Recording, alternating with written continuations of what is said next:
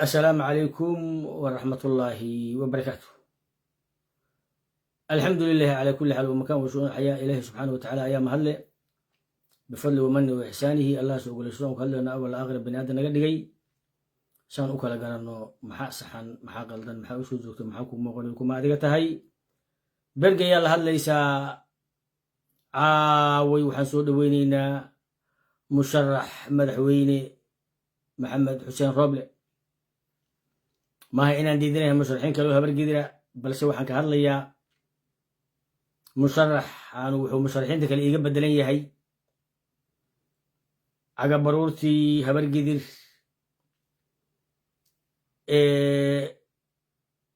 سياسة كل عصبيت من كمده وحق حن اللي حن عبد الرحمن عبد الشكور كما هذا يو أسو كلية دتك ولا شيء ساكوحون لكن وين معنى له لكن ولكن مهد محمد سند بريه اللي مقعابية حقايها مسكين كا صابر ولكن بغاريو قبل بركتي لبان جات كان عاشوراء قال شروط الرب الحمر إيماني وكدونتي دي يقولون وعليه كو عيركا وحلبان ذا والدقرا وحسن الدودا وحاسو دن waxay ka mid noqdeen xisbiga weyn ee kaaraan ka furan laakiin Roble ayaa wuxuu noqday ninkii ballantii markii laga qaaday diiday looga baxay kadibna u istaagay inuu madaxweyne noqdo kaasoo aan lahayn garafooyin Soomaaliya soo samata bixiyay qabiil power la ka dhashay dhul iyo deegaan haysta macna iyo miisaan leh Somaliland lacagtii laga xanibay u fasaxay Puntland aan culaadin Jubbaland garab istaagay xildhibaanadii u soo xulay Soomaaliya ka samata bixiyay kala wareeg qatara buuqii Muqdisho xaliyay 20 sano kadib beel ahaan xaq u leh inuu madaxweyne noqdo iyo jamaal oo kule waxaan u dorosayaa caawi waxaan qaadaynaa aniga xasan aada samatar حردو قبلنبا اونيغو رعايو قندهون سعنبان قبح داليريو في حق لي جماعة كان والكي دغري واللي حسن كوهر شباب كتجي ايا عبد وبيرنا ولا دلع سينا السجن والو بشالة ايجار كان الا توق دواي محكمة معاك عتيسة هكا كيسة nin waa hore baandeeyay oo laga adkaaday oo shabaab ka tagay oo ceelasha markii aan joognoy xataa aan shabaab ka tirsanayn waa 2010kii ayaa lagu baashaalaya garkaaga waa weyn yahay amargeer matiido agood maxaa ku codsanaysaa nin dhintay amarqaati loogu qabanaya Cabdi Wabeerna halkaan uu joogaa soo shabaab u shaqeeyay waa la dalacsiina waana lagu dulmiyay dawladnimada sida awgeed waxaan rabaa inaan dhaho maxaad leedahay garabdar ayaa ii sheegay in Roble soo baxayo waa waqtigeena iriyo xareedo goglan aragoon gurin baan guusha daawadayo garabdaar nin lehbaa ifafaala gartee oo markaasaa kule waa maxay قل حل بانو كوسو بحا وريق كواد روبلي قفك هبر قدر وريقو قوات كسو قد به بقول كيبا بقول مدحوينها لما كون لحلبا تنكواي إيقا قور عواني قرب دار نين لحبا إفافالا قرتي تدك نقا وحواجب كوا بالري دربانكا علاش بيها إلا سوق حولها هانتا دير مالكستا نوال بقوريجيس هورتيس انت استاغو Roble tusiya miisaanka iyo karaamada Roble waxa laga rabaa in dadka uu matalo dibkooda hadda kadib uu ka hadlo siyaasaddu aamusnaan maahan siyaasaddu riya maahan dadka habargida dhamaantood waxay isu aalayaan jamaalow Roblaha aad taageersan tahay ma hadlaayo sida awgeed Roble aniga aytan kuma dhahayo laakiin waxaan ku leeyahay waxa qeyrka ku hadlaayo Cabdirashiid Cashar mar ku hadlaayo oo Soomaalida kula ka hadlayso munaasabadeedii aad leedahay qof habargidina oo saaka kaaga dhow male walaalkay cabdiraxmaan cabdishakuura safka hore ku jira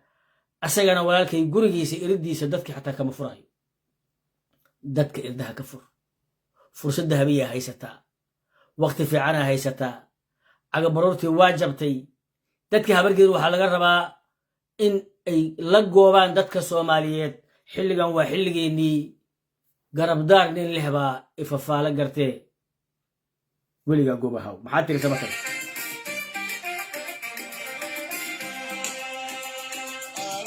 aragoon gurin baan guusha daawadayo madaxweyne ay muuqda garabdaar nin leh baa ifafaala garta dadka habargeed waxaan rabaa inaan idiin sheego muddo 2 sana waxaad ila yaabanaydeen anigoo dhahaya somaliland iyo isaaq yaa loo gafin muddo 2 sana waxaad maqlayseen anigoo leh yaa loo gafin ma jeerteen iyo ogaadeen jubbaland iyo puntland muddo 2 sana waxaad maqlayseen anigoo leh yaa loo gafin weliba dadka habargeedto xasan u shaqeeyeysan u gafin reer koonfur galbeed maxaan ka waday mataqaanin ina axmed diiriya meel soo istaagaya koonfur galbeed oo caayaya walaalkay caliyare jubbaland iyo puntland iyo isaaq oo caayaya fiqi walaalkay kuwaasuu u gafayaa alcadaalo wuxuu u gafayaa halka abgaalna maxay samaynayaan gabar godobiirsaa imaanaysa muqdisho mininkaagi weeye muqdisho marti kuma tihiine mininkaagi weeye xataa heesta ay kama lahan qola daaradaha u samaysay maaqa cid samaysay hal wiiloo majeerteenaha imaanayo cabdiraxiina mininkaagi weeye muqdisho marti kuma tihiino ina axmed diiriyaa hadlay abgaala kitaabka daba qaatay raalli ahaadha unuka abgaalaana la yira xafladii u qabanaya nimanka wacaysla la dhihi jiray wiilka ina diyaana markaasay leeyihiin ina diyaana gabarteenna u qabiyaa subax walba waxaa la caayayaa gabadheennii ahayd caasho xaaji cilmi habargeed candhay wadataa 20 gabdhood oo wacayslaana waxaa lagu dara ma jirteen bala fiirso hilib waa nin dabada ku dhegsaday ma hadow habargeed karaama mu haysaa maya qoor fiqiyo mu haysaa maya walaalkay qoor xisbiga weyn uu ku biiray walaalo qoor mar labaadan kula hadlaya galmudug waa 800 kilomitir oo xuduud iyo xeeb leh dad baa dega canshuur bay bixiyaan muqdisho lagama xukumo oday kaaran jooga ma xukumo xasan soomaaliya uu xukumaa galmudugaad xukuntaa dadka reer galmudug taladooda ayakaa iskale la tasho ku noqo qoor alluu mukula tagi waa kaa jeclahay kuwan kale waa igala fiican tahay laakiin qoorqoorow nimankaa waxaan ku nacay ha qaadanin adigu waa u dhammaysay cagabaruur waa ka adkaatay xilligu waa kala wareeg waqti fiican baa haysataa dadkaagii waa ku horumareen galmudug macnay leedahay maamul qiimale waaye muqdisho lagama xukumo ha dulminin reer galmudug ha dulminin qoorqoorow muqdisho lagama xukumo muqdisho kama warqabto muqdisho waxba uma qabato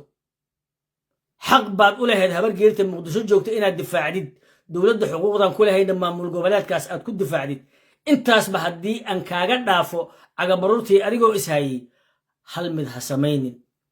reer dhuusa mareeb ayakaa isdoorta reer gurceel ayakaa isdoorta reer gaalkacyo ayakaa isdoorta reer cadaada ayakaa isdoorta muqdisho inaad la soo aadid oo muqdisho aad madax xir uga dhigtid addoonnimadaas uma qalanto xilligeediina waa la jooga warkaas aan ku dhilaa qorqoro